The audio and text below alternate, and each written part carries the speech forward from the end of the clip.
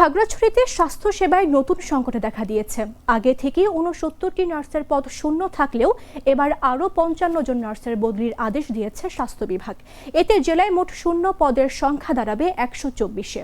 হামের প্রাদুর্ভাব ও টিকাদান কর্মসূচির মধ্যে এমন গণবদলিতে উদ্বেগ জানিয়েছে স্বাস্থ্য কর্মকর্তারা। বিষয়টি নিশ্চিত করে deputy civil surgeon doctor Ratan Khasi বলেন, দুর্গম পাহাড়ি এলাকায় সীমিত জনবল দিয়ে স্বাস্থ্য সেবা চালু রাখা কঠিন হয়ে পড়বে।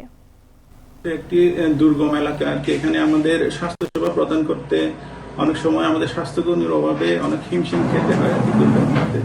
তো আমাদের এখানে আমাদের সিস্টারের বা নার্সের পদ আমাদের টোটাল রয়েছে ৩৪১ জন।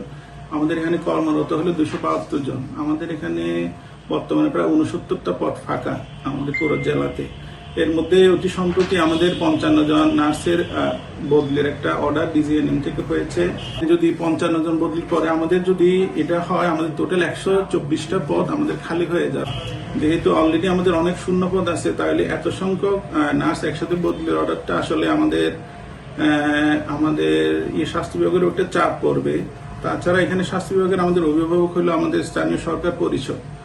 স্থানীয় সরকার পরিষদ বিষয়টি সক্রিয়ভাবে বিবেচনা করবে। আমি আশাবাদ ব্যক্ত করছি আর কি এই ব্যাপারে।